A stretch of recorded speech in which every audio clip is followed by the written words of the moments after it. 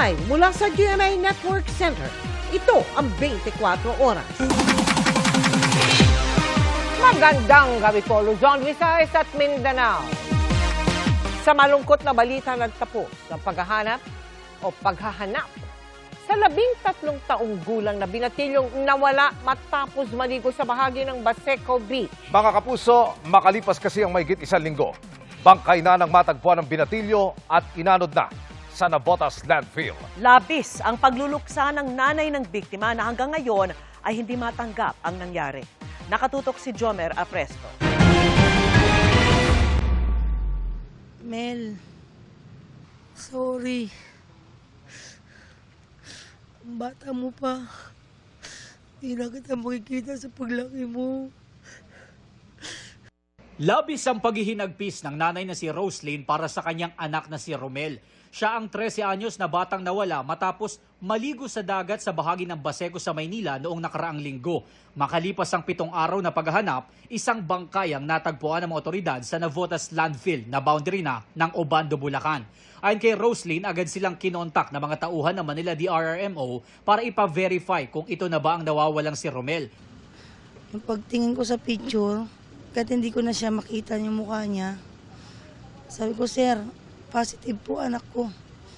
Ramdam na ramdam ko anak ko, sir. Bagamat masakit ang nangyari, tila gumaan daw kahit papaano ang pakiramdam nila dahil nakita ng katawan ng anak. Parang yung tusok dun sa dibdib mo na wala ng konti. Ngayon, patunayan ko na nawala na siya. Hindi yung nanguhula ko na kung buhay ba o patay na. Sana bigyan mo ko ng lakas na matanggap ko lahat. Hanggang ngayon, di pa rin ako makapaniwala. Tiyatapangan ko lang, Mel. Bigyan mo ko ng lakas, Mel. Kahapon na ihatid na sa kanyang huling hantungan si Romel sa tulong ng Manila LGU. August 16 nang mawala si Romel matapos siyang lumangoy sa dagat sa Baseco kasamang isang kaibigan. Nakaligtas ito pero si Romel inano daw ng malalakas na alon dahil na rin sa habagat. Ilang tauhan ng Coast Guard, BFP at Manila DRRMO ang nagtulong-tulong noon para hanapin si Romel pero hindi rin nila mahanap ang biktima dahil sa lakas ng current. Una namang sinabi ng mga otoridad na bawal talagang maligo sa Baseco Beach. Jomer Apresto, nakatutok, 24 Oras. Natagpuan na rin ang labi ng 8 taong gulang na batang tinangay ng Bagbag River sa Kalumpit, Bulacan. Inanod ang bata hanggang paumbong. Nakatutok si Dano Tingkuko. Magtatatlong araw ng abot-abot ang pag-aalala at paghahanap ng pamilya ng 8 taong gulang na si Ran matapos tangayin ang malakas na agos ng tubig sa Bagbag River sa Kalumpit, Bulacan. Pero kaninang pasado alas 5 ng umaga, malungkot ang kinatapusan ng paghahanap sa bata. Nakitang lumulutang ang kanyang labi sa coastal area ng Barangay Masukol sa bayan ng Paumbong. As per reported po sa aming hotline na mayroon nga daw pong lumulutang na bata at ang sabi din po ng concerned citizen natin na hanggat maaari ay mapuntahan na agad dahil malakas po ang alon po doon sa area. Matapos iproseso ng Paumbong Police ang labi at muling itinurn over sa Kalumpit Rescue, ibinyahe ang labi sa pamamagitan ng bangka papuntang Kalumpit Fishport. Idiniretso siya sa punerarya kung saan naghihintay ang kanyang mga magulang. Kinilala nila si Ran sa pamamagitan ng kanyang damit, pero hindi raw kaya ni Rolando na makita ang itsura ng anak. Napanood ko lang ng kaunti sa video. Ayaw mapanoorin kasi hindi ko kaya. Kwento ni Rolando, nakipisan sila sa bahay ng kanyang ate dahil mataas ang tubig sa kanilang lugar. Hindi raw nila napansin na nakalabas si Ran at napunta sa likod bahay. Hindi kasi kami sanay na wala yung anak namin. Talagang pag-uwi ko yan. Kapakalambing niyang bata na yan. Anak ko po siya.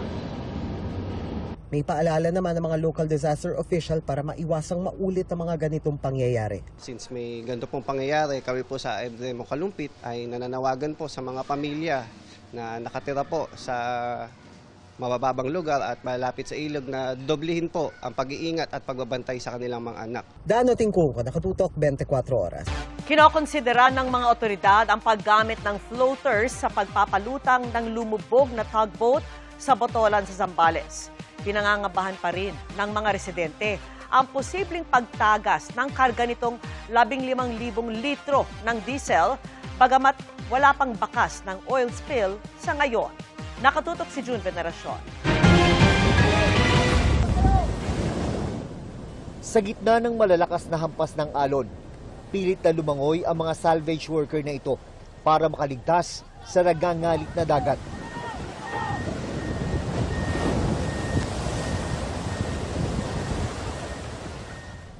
Kinailangan pang gumamit ng backhoe sa pag-rescue sa ilan sa kanila.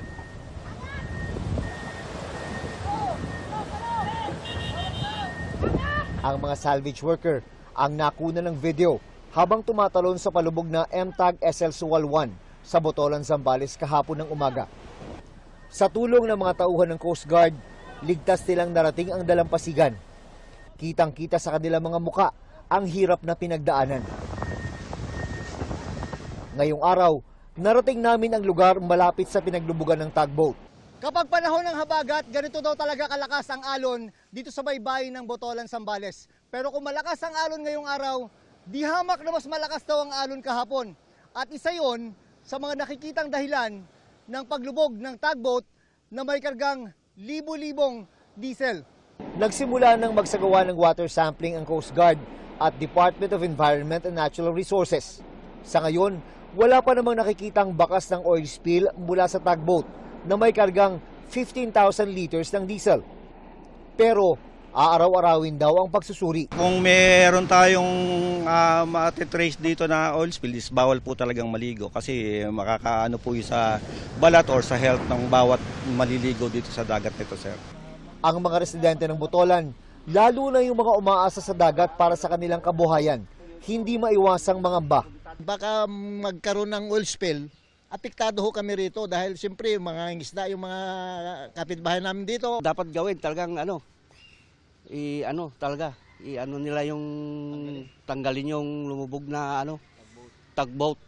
Nandun talaga ang problema. Sabi ng Coast Guard, hindi naman daw lubhang mapanganib ang diesel na non-persistent oil, umabilis na kumakalat at nag-evaporate kapag na-expose.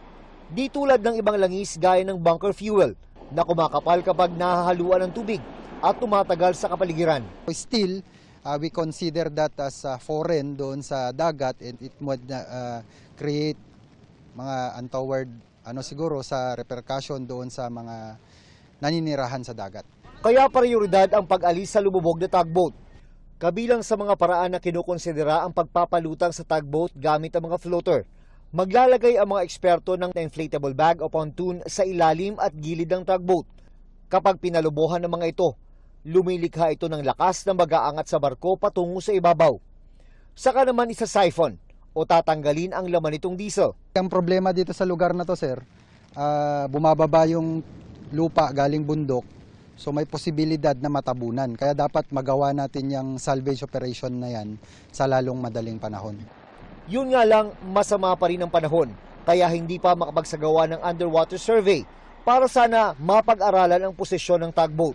Nag-try kami kahapon na pasukin yung barko, kaya lang ang problema hindi na rin makita, murky yung tubig, parang hindi rin maganda na isugal natin yung buhay ng mga nagda-dive. June Veneracion, Nakatutok, 24 oras.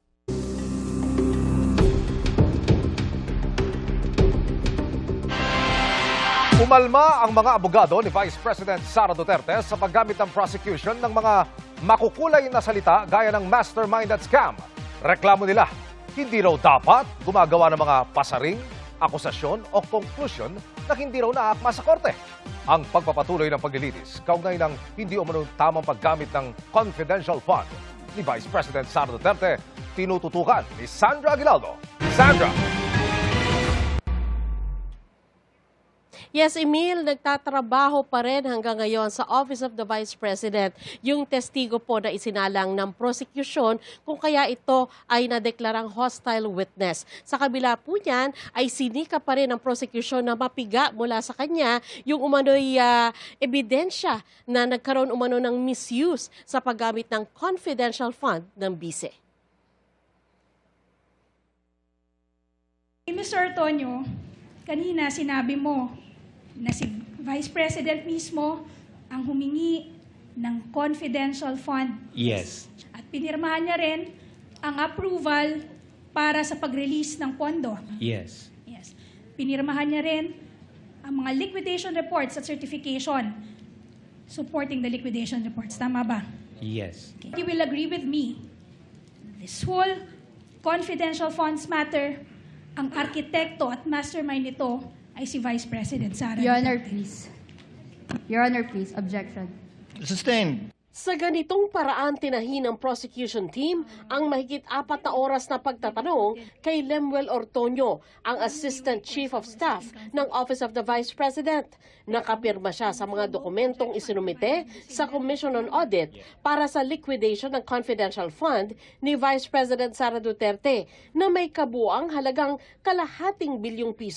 Puna ng Counsel for the Prosecution, pabago-bago umano ang paliwanag ng OVP sa COA kaugnay sa pinagkagastusan ng OVP. There were 4 explanations. There were 4 explanations for the same fund. And you will also agree with me na kapag paiba-iba ang rason, maaring nagsisinungaling lang or talaga namang ito ay isa lamang scam. Move to strike the scam. So stricken off the record. Nagreklamo ang depensa sa mga pananalitang ginagamit ng prosecution, kaya nagpaalala si Escudero. Remind the prosecution, Your Honor, not to use inappropriate words, Your Honor, like scam, mastermind, nagsisinungaling. We are not supposed to make insinuations, accusations, or conclusions, Your Honor. It does seem that it's becoming a, I would rather use the word habit than pattern, for the panel of prosecutors to close their direct with such strong statements. When we use certain words that can be, sa Tagalog, bansag, binansagan mo na na scam o scammer, binansagan mo na nagnakaw. It's not only the dignity of the court. I'm just saying, let's all be aware that when we say it, kahit sabihin mo withdrawn na to, kahit sabihin mong nice try, etc. We know that that's for the cameras, not just for the court. We apologize if sometimes we get carried away by our zeal and our passion, Your Honor. But we at the prosecution, we just want to call a spade a spade.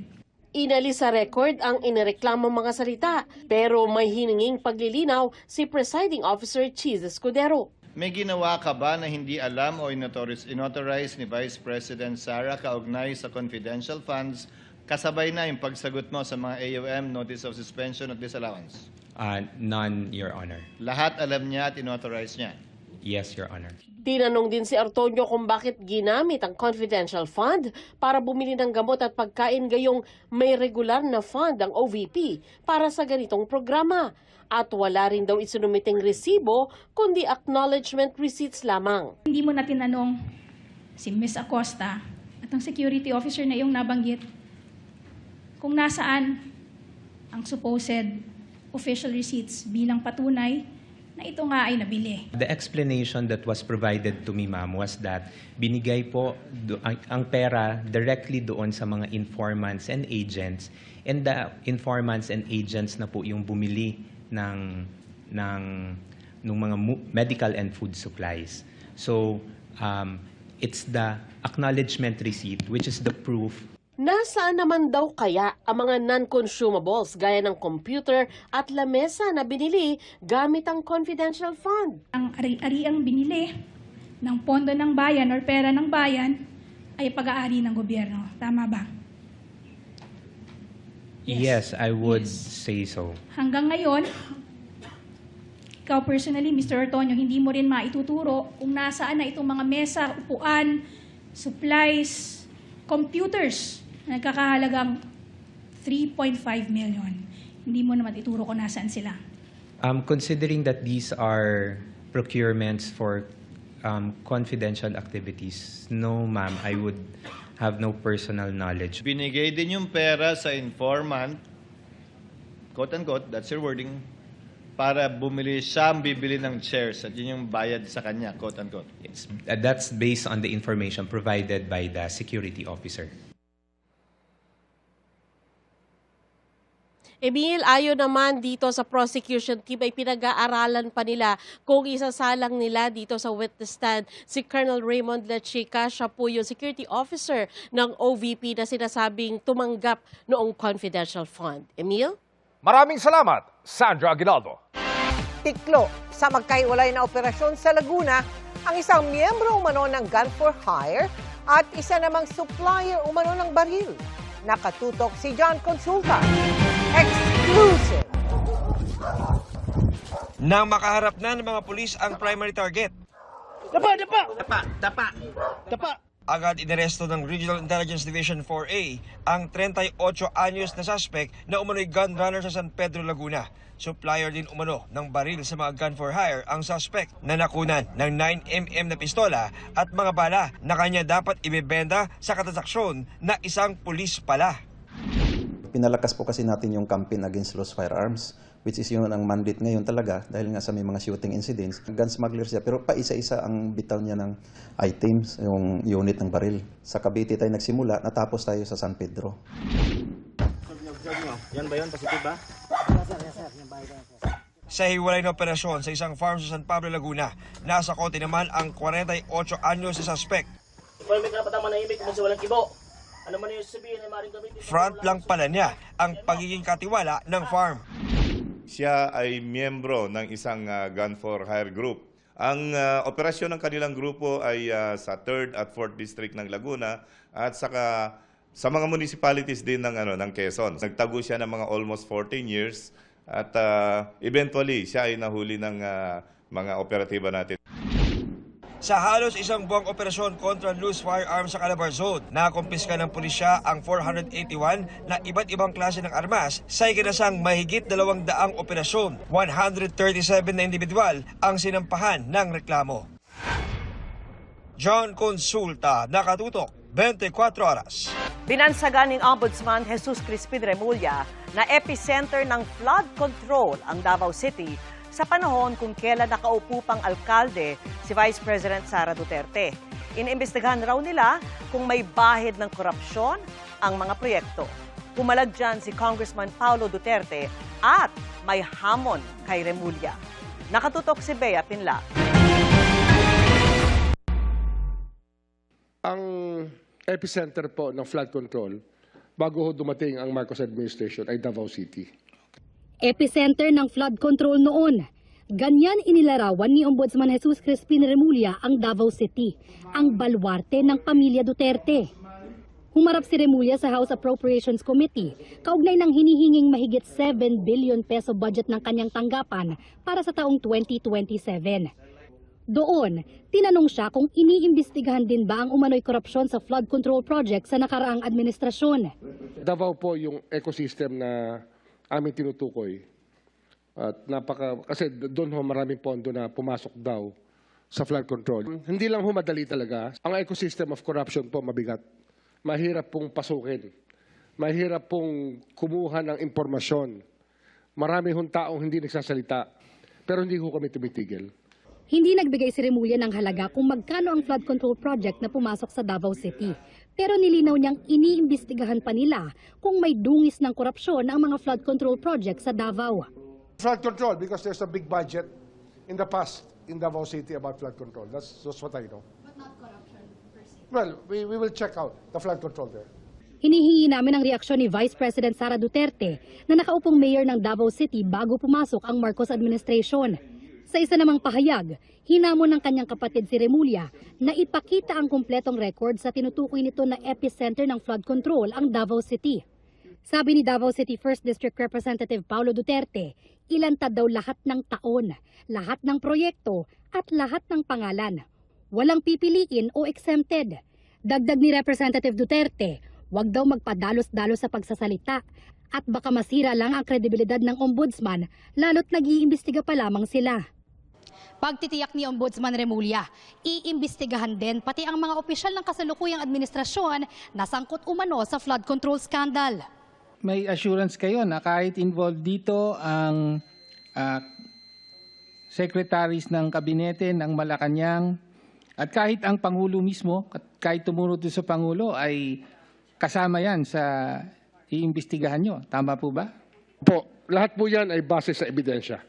Wala ho tayo sisinuhin dito. Kampante naman ang ombudsman sa kasong ihinahanda nila laban sa pinsan ng Pangulo na si dating Speaker Martin Romualdez. Sa kabila ng pagbawi ng testimonya ng 4 sa dating bodyguard ni dating Congressman Zaldico na nagdadawit kay Romualdez sa flood control scandal. We have other evidence pa. But we can prove that pa rin. Marami kami hindi magre-recant, sigurado ako. Sinabi rin ni Remulla na nagsasagawa na ang ombudsman ng lifestyle check sa mahigit 100 opisyal ng gobyerno at pati social media pages ng mga kaanak nila sinisilip. We have been actively pursuing information on the people in Commission on Customs, in LTO, and other income-generating agencies of the government because this is where most of the lifestyle sins happen, including the BIR, Your Honor. Pero aminado si Remulla na limitado ang kapangyarihan nila sa fact-finding investigation o pagkalap ng ebidensya. Probably yung isang batas na kinakailangan namin, yung contempt powers na ibibigay po sa Office of the Ombudsman. Kasi parang wala hong ngipin kung hindi ho tayo bibigyan ng contempt powers. Bea Pinlac, nakatutok, 24 oras. Inisyohan ng show cause order ng Land Transportation Office ang aktor na si Nino Mulak. Kasunod ng kinasangkutan ng aksidente sa Antipolo, Rizal, kung saan 3 establishmento ang naararo at may isang sugatan. Inilagay na rin ng LTO sa alarm status ang sasakyan ng aktor at inatasan siyang isuko ang kanyang driver's license na isa sa ilalim sa 90-day preventive suspension. Sa gitna niyan, inako ni Mulak ang responsibilidad sa pangyayari. Inamin niya ring nakatulog siya habang nagmamaneho dahil umano sa napaka-demanding at nakakapagod niyang schedule. Hindi naman daw excuse ito dahil nagresulta ang kanyang pagkatulog sa aksidente. Humingi siya ng paumanhin sa mga naapektuhan ng kanyang kapabayaan. Patuloy raw ang kanyang kooperasyon sa mga otoridad para maresolba ang nangyari. Mga kapuso, nahuli kam ang magkahiwalay na pagtangay sa 2 motorsiklo sa Pasig City. Ang nabistong estilo ng mga suspect sa eksklusibo kong pagtutok. Tinangay ng mga suspect ang motorsiklo nang hindi pinaandar ang makina nito. Sinakyan ng suspect ang motor at saka itinulak ng 2 pang kasabwat niya na nakamotorsiklo hanggang sa mailabas sa highway nang walang bulilyaso. Sa hiwalay na insidente, nahuli kam ang isa pang motorcycle theft. Sa pagkakataon naman na ito, tinangay ng suspect ang motorsiklo at napaandar gamit ang susi na naiwan ng may-ari. Pagkaandar, bumuntot ang isa pang motorsiklo sa kanyang kasabwat. Ang mga kaso ng motorcycle theft na ito nangyari sa Pasig City. Nag-backtrack ang pulisya at sa tulong ng CCTV, natunton sa Cainta Rizal ang isa sa mga motorsiklong tinangay. Rumesponde ang mga pulis kasama ang may-ari ng motorsiklo at doon na-recover nila ang motor. Huli rin ang isa sa mga suspect. Nadamay lang po ako doon, sir. Ako po yung naabutan po doon sa may motor. Hindi ko po alam na karna po pala yun. Ayon sa Pasig Police, ilan sa mga nakaw na motorsiklo sa Mindanao ibinebenta ng mga suspect para umano gawing makina ng mga speedboat. Yung iba, chinachap-chap at yun ang mga binebenta sa mga motor shops. Yung iba naman ay binebenta buo sa mababang presyo. Mabilis ibenta at ito yung karaniwang nagiging common commodity sa ating mga kababayan. Paalala ng pulisya. Huwag po nating bibigyan ng opportunity yung ating mga lawless elements. Susi, huwag nating iwanan. Pag pinark natin yung mga motor natin, dapat natin ilak. Emil Sumangil, nakatutok, 24 oras. Iniimbestigahan ng National Bureau of Investigation ang posibilidad na naimpluwensyahan ng online groomers ang 14 na taong gulang na shooter sa Ateneo de Zamboanga University. Ayon kay NBI Director Attorney Melvin Matibag, may napasok silang group chat na binubuo ng ilang banyaga at mga Pinoy. Sa group chat umano itinuturo ang ilang mga illegal na bagay bilang initiation rites. Maraming members, malaki, libo eh. It's a group chat, established sila, mostly mga Pilipino. Iba-iba, marami. Nakita namin doon sa group, may ng bomb making, nagtuturo ng kung ano-ano na puro illegal na mga bagay. Iniimbestigahan din ng NBI ang posibilidad na may target audience ang shooter kaya niya ini-livestream ang pamamaril. Sabi ng NBI at Justice Department, sa pagharap sa kamera kahapon, may mga na-monitor umano silang plano ng mga naturang grupo. Patuloy raw itong minomonitor. Makikipagpulong din ang mga kinatawa ng ilang ahensya ng pamahalaan sa mga opisyal ng Meta na nagmamay-ari ng social media platforms gaya ng Facebook. Magandang balita para sa mga miyembro ng PhilHealth. Hindi na lang sa mga pampublikong ospital matatamasa ang zero balance billing. Dahil ang libreng serbisyong medikal, pinalawak maging sa ilang pribadong hospital. Kung saan alamin natin sa pagtutok ni Ivan Mayrina. Itinuloy na po natin ang zero balance billing. Ang serbisyo sa basic accommodation sa ating mga DOH na ospital, wala nang babayaran ang pasyente. Sa kanyang State of the Nation Address o SONA noong 2025, inanunsyo ni Pangulong Bongbong Marcos ang zero balance billing sa 87 DOH hospital sa bansa. Sagot ng PhilHealth ang pagpapakonfine at pagpapagamot ng pasyente sa ward. Yun nga lang, hindi naman sapat ang mga pasilidad para ipatupad ang layunin ng universal healthcare na bigyan ng akses ang lahat ng Pilipino sa dekalidad at abot kayang serbisyo medikal na walang dapat ipangamba sa gastusin. Dahil dito, nakikipagkasundo ang pamahalaan sa mga pribadong ospital para mapalawak ang libreng serbisyong medikal. Lumagda ang PhilHealth at St. Luke's Medical Center Global City ng kasunduan para sa no balance billing. Malinaw ang ating hangarin. Hindi dapat maging hadlang ang kakulangan sa pera para makakuha ng kinakailangan atensyong medikal. Sa ilalim ng kasunduan, maglalaan ng St. Luke's ng 53 beds para sa mga PhilHealth member na kwalipikado sa serbisyo medikal. Ditulungan po tayo ng St. Luke's na makapag-serve ng mas maraming patient na hindi po sila kailangan magdagdag bayad. Halimbawa, bago pa itong permahang ito, umabot raw sa 55 ina ang nanganak ng libre sa kanilang ospital sa ilalim ng no balance billing system ng PhilHealth. Pero hindi lang sa panganganak, kundi lahat ng benefit package ng PhilHealth ibibigay din dito sa St. Luke's. Yun nga lang, dahil limitado lang ang mga nakalaang hospital beds, sasalain muna kung sino mabibigyan prioridad dito. Gusto ko nating ma-focus yung efforts natin, saka finances natin, dun sa talagang nangangailangan, yung poorest of the poor. Eventually, siguro gagawa ng paraan ng PhilHealth na lahat tayo na PhilHealth member, libre na lang. Nauna rito ay nagkaroon na rin ng kasunduan ng PhilHealth sa Cardinal Santos Medical Center.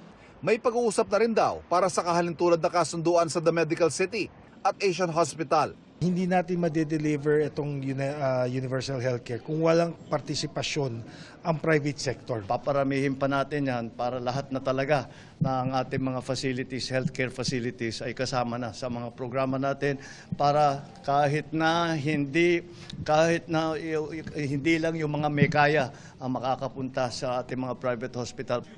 Ivan Mayrina, nakatutok, 24 oras. Patay ang 58 taong gulang na ginang at 4 na buwang gulang na sanggol sa Pasukin, Ilocos Norte. Yan po ay matapos mabangga ng SUV ang sinasakyang kolong-kolong ng maglola. Sugatan ang 2 iba pa nilang kasama, kabilang ang driver nito. Ligtas naman ang nagmamaneho ng SUV. Ayon sa pulisya, binabagtas ng SUV ang Barangay Road nang biglang pumasok ang kolong-kolong. Doon nagpang-abot ang 2. Nagkaareglo rin kalaunan ang magkabilang panig. Sinisikap pa po silang kuna ng pahayag ng GMA Regional TV. Nagharap sa Quezon City Regional Trial Court Branch 98 ang prosekusyon at depensa kaugnay sa kasong grave threats na isinampa ng Justice Department laban kay Vice President Sara Duterte. Giit ng tagapagsalita ng DOJ. Malinaw ang paglabag ng bise kaya dapat ituloy ang paglilitis. Bagay na kinontra ng mga abogado ng bise. Nakatutok si Rafi Tima.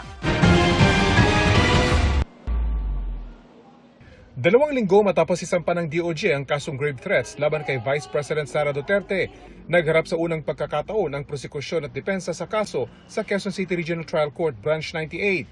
Ito ay para sa oral arguments na ipinatawag ng hukom matapos maghain ng motion to quash ang kampo ng bise. Kaugnay ito sa pagsabi ng Vice Presidente noong November 2024 na may kinontrata na siya para ipapatay si Pangulong Bongbong Marcos, First Lady Lisa Araneta Marcos at Noy House Speaker Martin Romualdez kapag siya ay pinatay. Ayon sa tagapagsalita ng Department of Justice na dumalo sa pagdinig, iginit nila na dapat ituloy ang paglilitis dahil malinaw nila ang paglabag sa batas ng Vice Presidente. We just reiterate our position na nakita po ng prosecution may prima facie evidence with reasonable certainty of conviction to charge the Vice President with grave threats. That's 3 counts of grave threats. Tumanggi ng idetalye ng tagapagsalita ang pinag-usapan sa loob ng korte dahil bahagi na ito ng merito ng kaso. Pero giit-anya ng prosekusyon, lihitimo ang pagsasampa ng kaso laban sa bise at hiwalay ito sa nangyayaring impeachment case sa Senado. Hindi po ibig sabihin na dahil may impeachment proceeding na nagaganap, hindi na po pwede maganap ang criminal proceeding. Kaya po namin sinampahan ang Vice President. Pero ayon sa mga abogado ng bise, merong certain immunity ang mga impeachable officer, hindi sila dapat makasuhan pa. No? Kung meron mang ikakaso sa kanila, ito ay dapat pagkatapos ng kanilang paglilingkod, no? ng kanilang term or tenure as impeachable officers. No? So hindi sinasabi na bawal silang kasuhan, ang sinasabi ay hindi muna. Sa ngayon, hihintayin daw muna nila ang magiging pasya ng hukom sa kanilang motion to quash. Wala daw itong itinakdang petsa kung kailan niya ito gagawin. Sa kabila ng mga kinakaharap na legal na hamon, maayos naman daw ang lagay ng Vice Presidente base sa kanilang huling pag-uusap. Okay naman siya, no? She's as I mentioned, no, previously she's in good spirits, no. I just don't know yung pinaka-recent, no, but we discussed this issue, no, bago pa man kami humarap today. Kapag nagdesisyon ng hukom na ituloy ang kaso, maglalabas ang korte ng arrest warrant laban sa bise, pero bailable ang kaso. Sa kasong isinampa ng DOJ laban sa bise, 120,000 pesos ang inirekomenda nilang piyansa. Rafi Tima, nakatutok, 24 oras.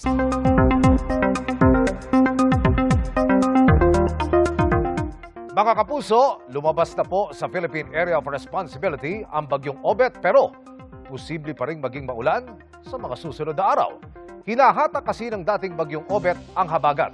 Kaya asahan pa rin ang maulap na papawirin na may tsansa ng pag-ulan sa malaking bahagi ng Luzon, kabilang po ang Metro Manila. Samantala, humina at isang low pressure area na lamang ang bagyo sa labas ng PAR na may international name na Atsani. Posible itong pumasok sa PAR pero hindi na inaasahang magiging bagyo at susunod na lamang kay bagyong Saudel. Base sa datos ng Metro Weather, umaga pa lamang bukas, maulan na sa bahagi ng Zambales at Bataan. May tsansa rin ng pag-ulan sa Occidental Mindoro. Pagsapit ng hapon, uulanin na rin ang malaking bahagi ng Luzon kaya mag-ingat po sa baha at landslide. Sa Visayas at Mindanao naman, may tsansa ng hanggang katamtamang ulan sa western section ng Panay Island at Negros Island region, pati sa southern portion ng Zamboanga Peninsula. Sa hapon hanggang gabi, posible pa rin ang pulupulong at may hinang ulan sa Visayas. Asahan naman ang ulan sa halos buong Mindanao Island sa hapon pero may tsansang mabawasan yan sa gabi. Dito naman sa Metro Manila, mataas ang tsansa ng mahina hanggang katamtamang ulan sa hapon kaya iba yung pag-iingat po lalo na sa mga pauwi mula po sa trabaho at eskwela. Inusisa sa pagdinig ng Kamara kung paanong hindi na mauulit ang umunoy pagre-recruit ng China sa ilang taga-gobyerno para maging informant kapalit ng pabuya. Sabi ng Department of Defense, nasugpo na yan pero mahigpit ang pagbabantay para masigurong walang sensitibong impormasyon na makukuha. Nakatutok si Jonathan Andan. Sa budget hearing ng House Committee on Appropriations para sa panukalang pondo ng Department of National Defense sa 2027, kinumpirma ni DND Secretary Gilberto Chodoro ang pagre-recruit ng China ng mga impormante na nagtatrabaho sa gobyerno ng Pilipinas. My question is about a report that China is recruiting Filipino government workers to leak official documents and information and turn them over to China. Paano tayo nalusutan po nito? Yung report po na yan, I cannot give further details, ngunit po totoo po yan nangyayari po. At kami po ay nagbabantay ng matindi. Sa email ng DND, idinaan ang pagre-recruit ng China kapalit ng pabuya. Iniimbita sila na mag-sideline in various topics, no? Kung pwede sila gumawa ng paper sa sinasabing think tank hanggat sa nagkaroon ng mas detalyadong impormasyon ang hinihingi. Awa ng Diyos po, ito'y nasugpo at wala namang pong sensitibong impormasyon na nakuha. Sari-sari raw ang tangkang ginagawa ng China para makaakit ng mga researcher, lalo na ang mga hindi permanenteng empleyado ng gobyerno na mababa ang sweldo. Paano na lang po natin masisiguro na ang DND hindi na po ito mauulit pang ulit? Hindi po natin masisigurado talaga na hindi maulit, no? Pero ang importante, ang iaalam dun sa empleyado po, ang public platform, ang IT equipment na ginagamit, yan ay minomonitor. So hindi pwedeng gamitin pampersonal ng kung sino man empleyado, whether AFP or DND. Ang hacking ay actually gera araw-araw po yan. Tanong pa ng kongresista kay Teodoro, totoo bang may mga politiko sa Pilipinas ang nakakatanggap ng suporta mula sa China? We have some ground to perhaps suspect it, but credible information in respect to evidence is kind of hard to adduce, particularly as where we do not have access to bank deposits. I think it is best addressed by financial authorities, actually, Your Honor. Para sa 2027, nanghihingi ang Defense Department ng 324 billion pesos. 50 billion dito ang para sa AFP Modernization Program. Pero kulang pa yan, sabi ni Teodoro, dahil kailangan daw nila ng 126.9 billion pesos para maipatupad ang modernisasyon. Pinag-iingat naman ng Armed Forces of the Philippines ang publiko laban sa tinawag nitong foreign malign influence activities o mga pagtatangkang magpalaganap ng maling impormasyon upang makaimpluwensya. Napansin daw nilang dumami ito nitong nakalipas na 4 na buwan. Sa gitna yan ng mga akusasyon ng Chinese Embassy laban sa mga opisyal ng Pilipinas tungkol sa West Philippine Sea. Mag-ingat po tayo sapagkat ang objective ng foreign malign influence is to divide us as a people. Mag-away-away ang mga Pilipino to shape the narrative, to change public perception, and ultimately to advance their own interest.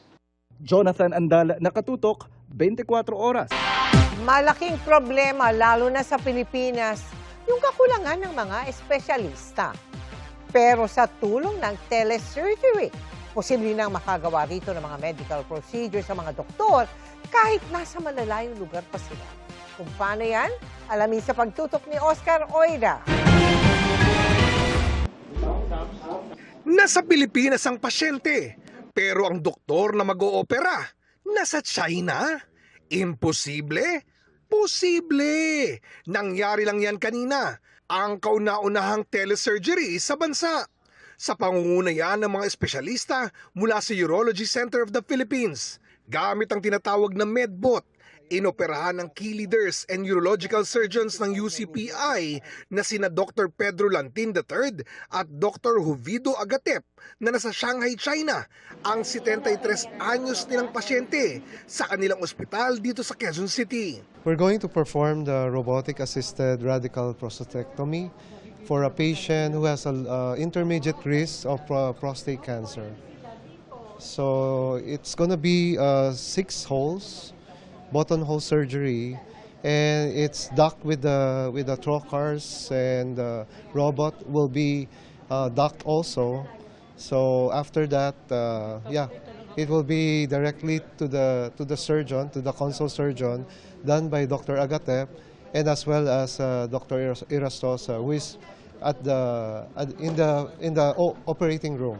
Ang isa sa mga anesthesiologist, asawa pa mismo ni Dr. Agatep na si Dr. Lorlin. Excited din ako sa milestone na to. Milestone for UCPI and for the Philippines siguro kasi first time to gagawin. Ang mga medbot na gawa sa China, may mga robotic arms at monitors na nakokontrol remotely sa pamamagitan ng internet.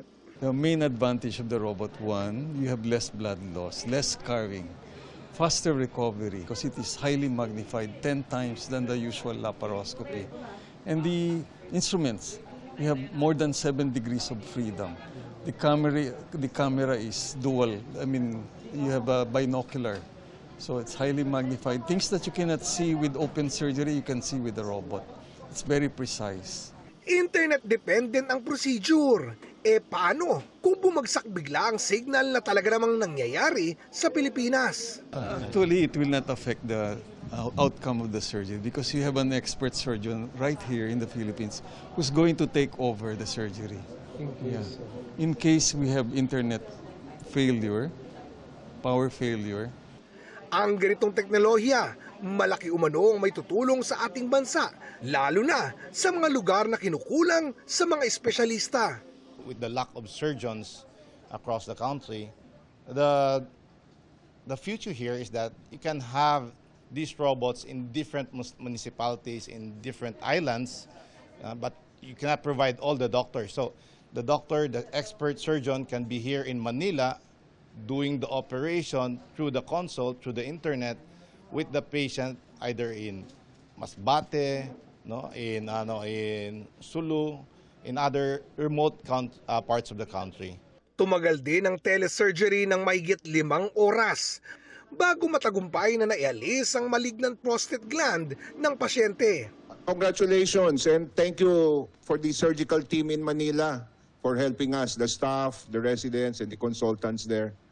So, we did a good job, Aga. Yeah, it's a very hard case. So, it's not a middle-of-the-run case.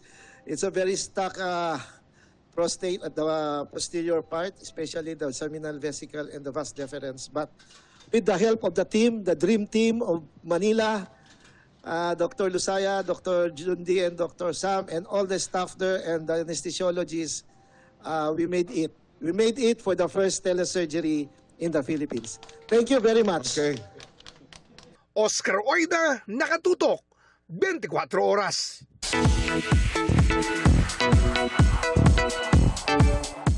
Good evening mga kapuso! Mula sa The Master Cutter taping, abala rin ngayon si Sparkle star Charlie Fleming para sa isang bagong pelikula. At di lang yan dahil hands-on din siya para sa paghahanda sa kanyang 18th birthday. Makichika kay Athena Imperial.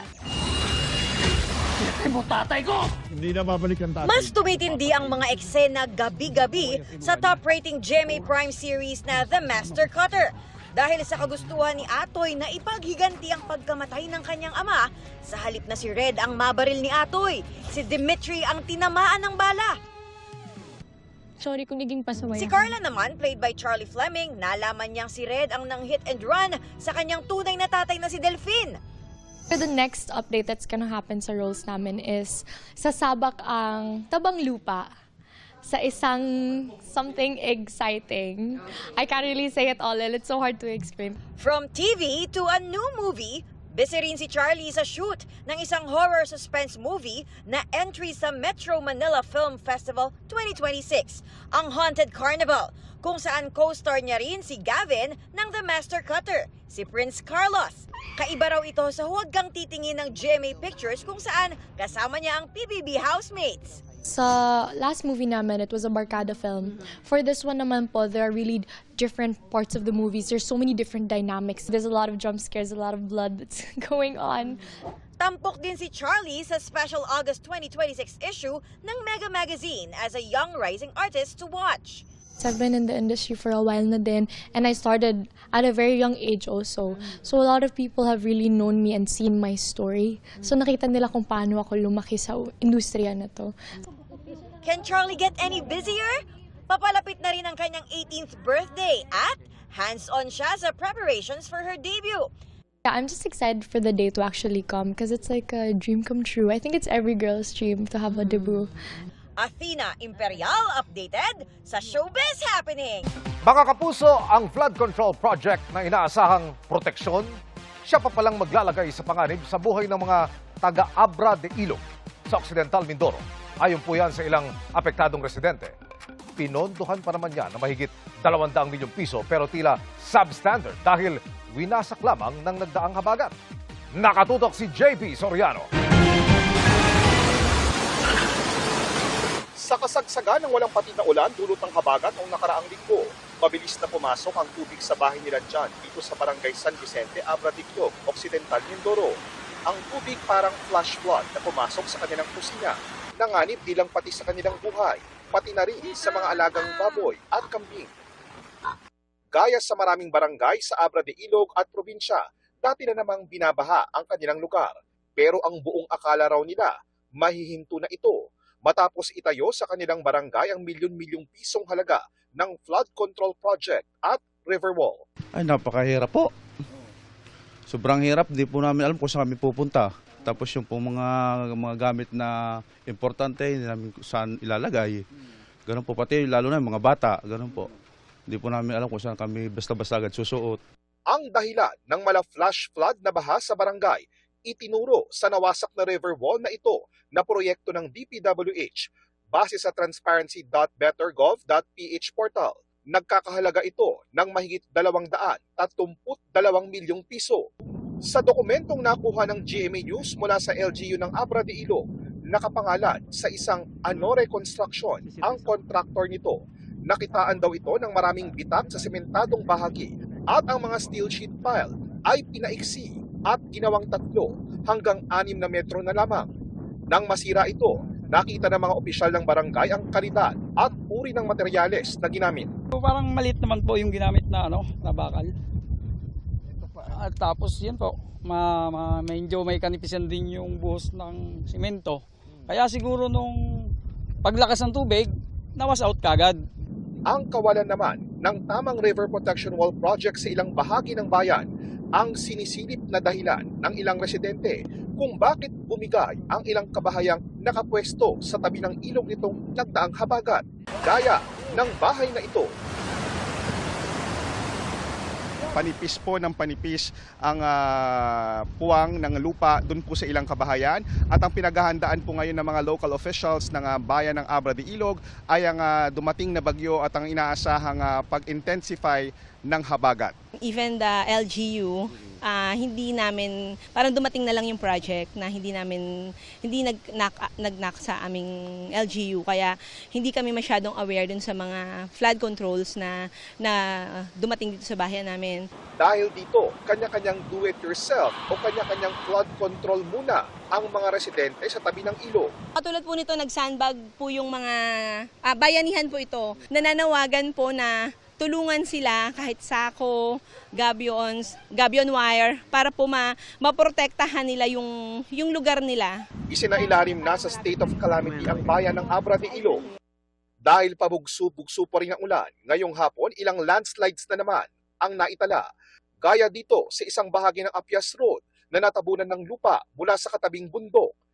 Sa isang liblib na sityo ng Barangay Alacaak sa bayan ng Santa Cruz, aabot sa mahigit 2,000 mangyan ang tila na trap sa kanilang sityo matapos mawasak ang isang bahagi ng intake dam na nagsisilbing access road o pangunahing daanan ng mga katutubong mangyan papunta at palabas ng kanilang komunidad.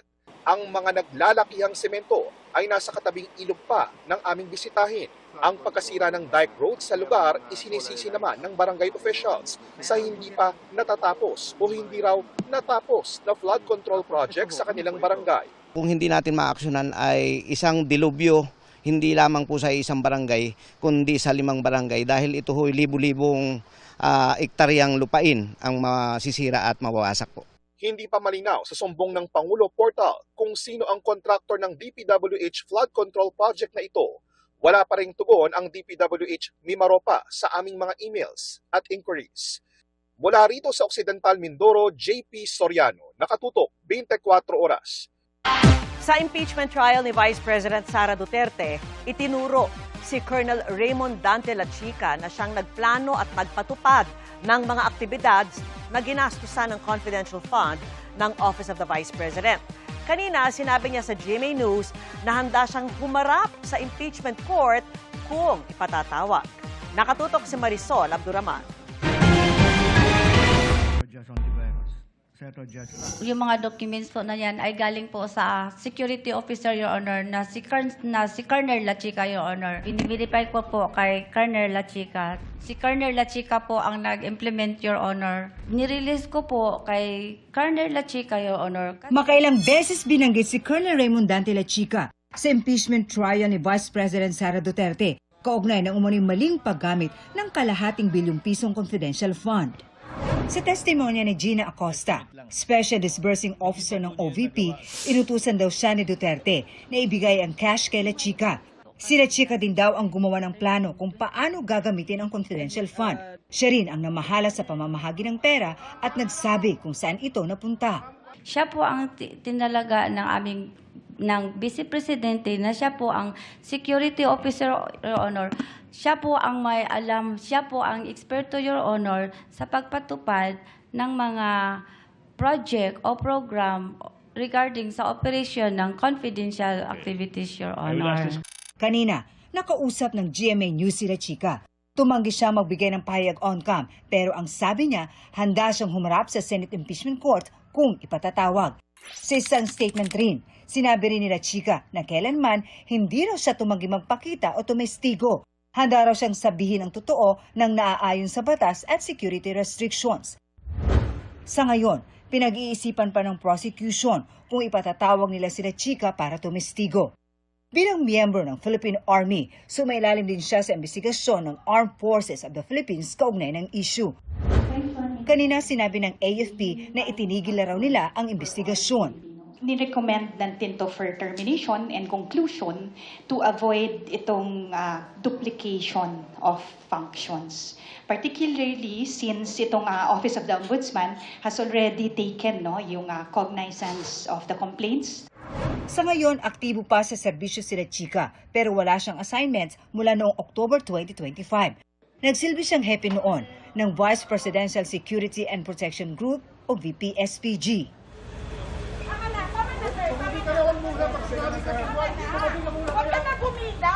Naroon siya noong 2024 habang inililipat ng ospital ang Chief of Staff ni Duterte na si Zulaika Lopez. Ang naging sanhi para ireklamo siya ng PNP dahil sa paghadlang umano sa pagpapatupad ng legal detention order ng Kamara. Ibinasura ito kalaunan ng Quezon City Prosecutor's Office. Ang palasyo, naniniwalang dapat na imbestigahan ang papel ni La Chica sa pagpapatupad ng confidential funds ng Office of the Vice President. Nararapat din naman na ito ay maimbestigahan ng Ombudsman. Ang mas maganda na yung neutral na ahensya ang siya mag-imbestiga para malaman kung mayroon bang kasalanan, pakikipagsabwatan para magastos itong confidential funds. Marisol Abduraman, Nakatuto, 24 Oras.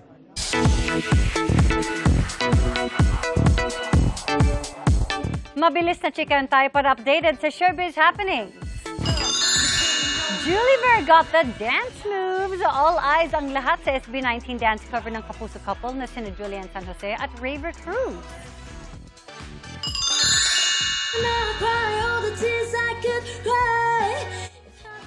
Na para bang ready na siya for her own solo concert? Todang bait ni Zephanie sa kanyang pinusuang cover ng Great Expectation by Sienna Spyro. Nasa TV na ang Forever. Simula September 12, mapapanood na ang pambansang storyteller na si Papa Dudut sa drama anthology na Barangay Love Story. Umaapaw na ang emergency room sa San Lazaro Hospital sa Maynila sa dami ng pasyenteng may leptospirosis. Kaya naghahanda na raw ang Department of Health sa posibleng pagsipa pa ng dami na nagkakasakit sa susunod na linggo. Nakatutok si Mariz Umali. Umabot na sa labas ng emergency room ng San Lazaro Hospital ang fast lane ng mga suspected leptospirosis cases na nagpapagamot ngayong araw. Si Nanay Lolita naiyak na sa takot. Namatayan na raw siya ng anak noong 2021 dahil din sa leptospirosis. Ngayon naman, naninilaw na ang mga mata ng apo at pinaniniwala ang may leptospirosis na rin. Lagi po sila naglalaro po sa baha. Nangyari na po sa ano ko, kaya yun, natatakot na talaga ako. Hindi ko na talaga makakayanan pag nangyari pa yan. sayaw ako ng saway. Ayaw nila ako pakinggan. Nangangali yung ganito niya, yung paa. Tapos dura siya ng dura. Naghihintay din sa fast lane ang 14 anyos na si Joven na sumama ang pakiramdam matapos lumusong daw sa baha. Ilang araw lang po, nagkaroon po ako ng nagkalagnat po ako. Sumait po yung balakang ko. Lagi mag-iingat. Pag may baha, wag na tumuloy. Napasugod din sa San Lazaro Hospital ang 22 anyos na si Daniel matapos di gumaling-galing ang paa niyang labis na namaga matapos lumusong sa baha nung kanya raw kaarawan para mamili ng panghanda. Nakita ko po yung mga ibang leptos na mahina na po eh. Tapos yung nakatabi ka pa po rin sa Bulacan, nire-revive na. Natakot na po. Ang buong emergency room okupado na lahat ng may leptospirosis.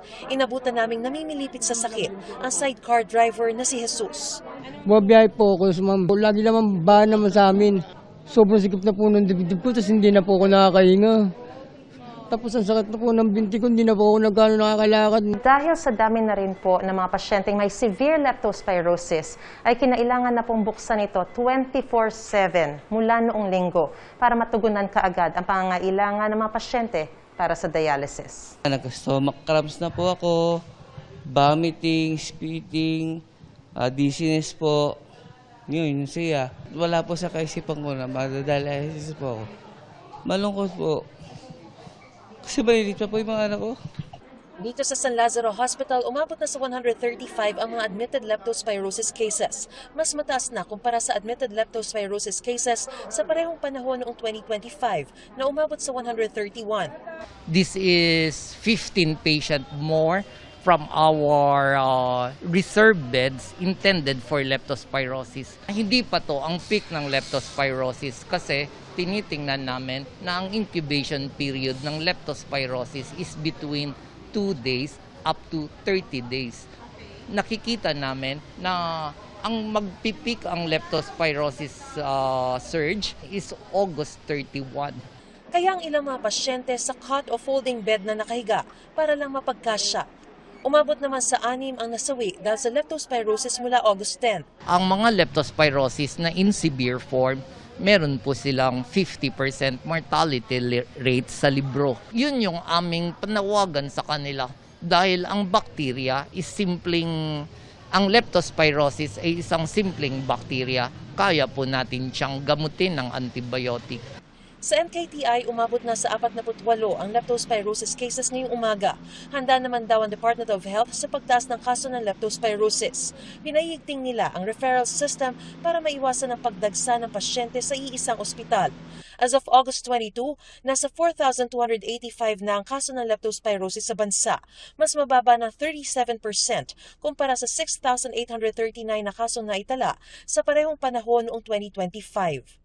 Kami rin ay nakikipag-usap sa mga pribadong ospital na kapag talagang may surge ay gamitin yung kanilang supposedly 10 to 15% na no balance bill bed. Meron tayong 3.1 million capsules na available. So nagkaroon po ng ang PGH na statement na sila po ay tutulong kung kinakapos po talaga ng espasyo or bed capacity ang NKTI, nandiyan po ang PGH at kung may mga pasyente na hindi naman nagsasuffer ng leptospirosis, maaari naman silang lumipat sa PGH.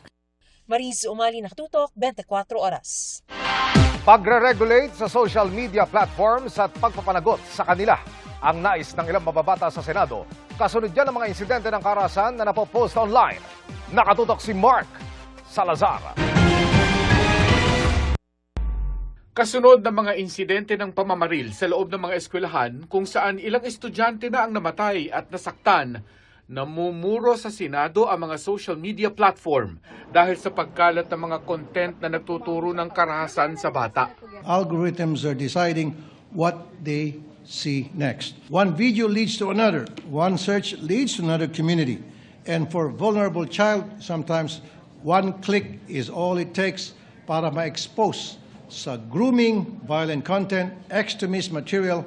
Kailangan bang i-post yung larawan ng batang shooter sa Zamboanga na may mga mahal din sa buhay na duguan? Kailangan din bang ipakita yung mga batang perpetrators sa Tacloban? Policy written on a website means very little if your algorithms and moderators allow prohibited content to be uploaded online and remain there for millions of people, including children, to see it. Hindi maaring ang kita ay pribado, ngunit ang social cost ng kapabayaan ay pasan nating publiko.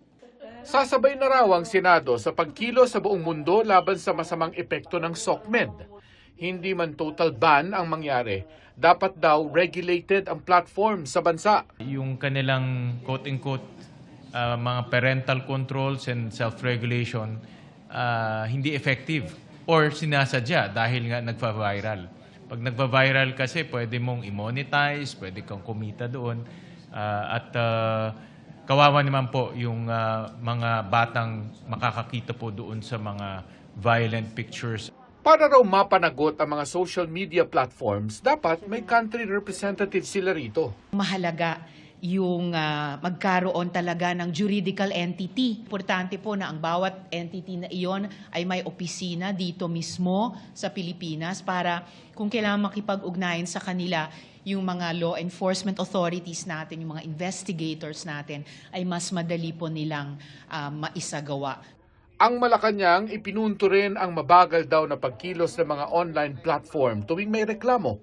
Kung hindi magkakaroon ng accountability ang anumang social media platform at para nababaliwala ang ating mga hiling para maproteksyonan ang ating mga kababayan laban sa karahasan, laban sa fake news, kung mabagal ang pagtugon, magandang pag-isipan at pag-aralan kung dapat silang manatili na parte ng ating sistema.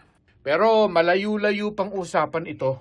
Ang mga diskusyon para rito ni-refer pa lang sa Committee on Public Information. Mark Salazar, nakatutok 24 oras. Sinagot ng lokal na pamahalaan ng Quezon City ang ilang issue sa pagbaha sa ilang lugar sa lungsod na iniulat po namin dito sa 24 oras noong nakarang August 14. Ayon po sa Department of Sanitation and Cleanup Works ng lungsod, kasama talaga sa flood-prone areas ang mga bahagi ng Barangay Del Monte na kasama sa ulat sa mga binahang lugar sa lungsod. Sadyang mababa raw ang mga lugar kaya hindi raw maaring isisi lamang sa pagbara ng mga basura sa drainage ang pagbaha roon. Dahil naman daw sa engineering and flood mitigation interventions na ginawa sa bahagi ng G. Araneta Avenue, ipinunto nilang mas mabilis ang paghupa ng baha roon sa kabila ng malakas na pag-ulan.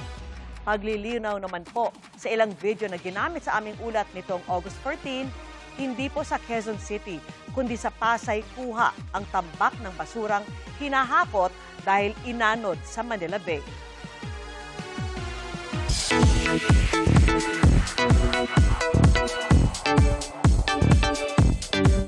Less than a month na lang bago mapanood dito sa Pilipinas, kaya di na maitago ng mga bida ng Forgotten Island na sina Liza Soberano at Her ang kanilang excitement para sa Filipino-inspired animated film. Makichika kay Nelson Canlas.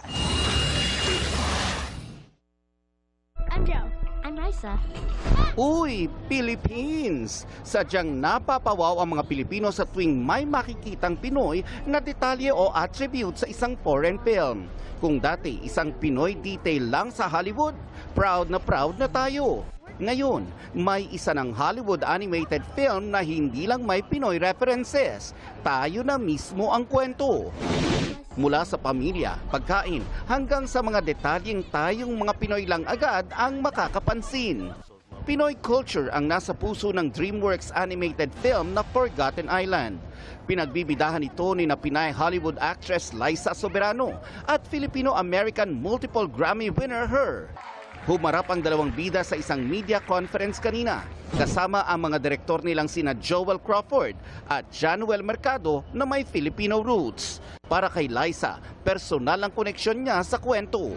One of the things that instantly drew me into the project, because I'm also a Lolo and Lola's girl. I grew up with my grandparents, they raised me. And so I was like, that family dynamic is so accurate.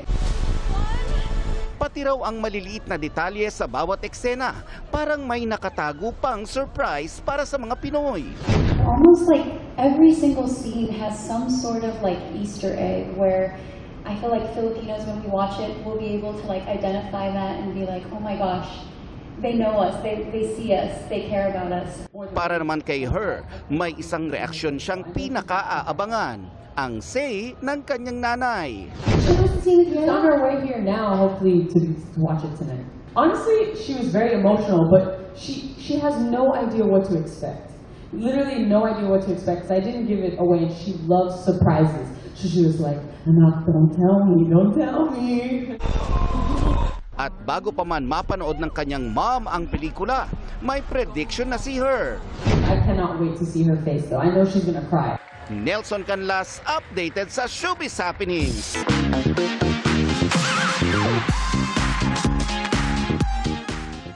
Sa presyo ng mga bilihin ngayon, hanggang saan aabot ang 70 pesos mo? Pwede ka bumili ng $1, may sukli ka pa.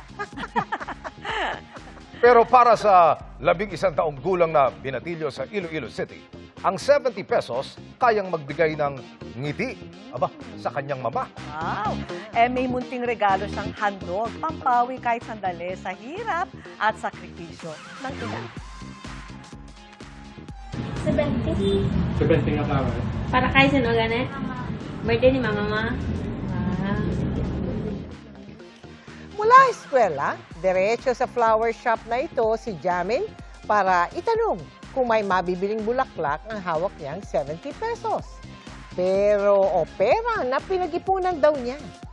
Naantig mga kapuso ang may-ari po ng shop sa dahilan ni Jamin, kaya agad na gumawa ng bouquet at inilagay sa plastic para hindi ito marumihan. Abay, imbis na mag-bike, naglakad na rin si Jamin para masigurong hindi masisira ang biniling bulaklak para sa birthday ng kanyang ina. Sarap naman ang pakiramdam para sa At yan ang mga balita ngayong Martes. Ako po si Mel Tiangco. Ako po si Emil Subang. At ako po si Vicky Morales. Ito ang GMA News. Walang kinikilingan. Walang pinoprotektahan. Noon at ngayon, serbisyong totoo. At dahil hindi natutulog ang balita, nakatuto kami 24 oras.